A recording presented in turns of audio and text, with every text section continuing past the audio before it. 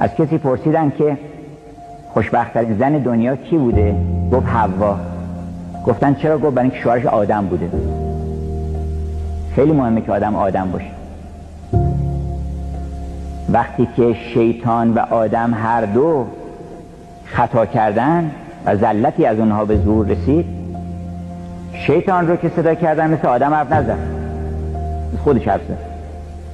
گفتن که تو چرا ما منعک ان تسجد لآدم، چرا چه چیز منع کرد تو رو که سجده بکنی؟ شروع کرد سرکشی کردن و قال انا خیر منه، من بهترم. تازه حرفای دیگه هم زد که رب به ما اقویتنی لاغوینهم اجمعین، فبعزتک لاغوینهم اجمعین، همشون اقوا میکنه.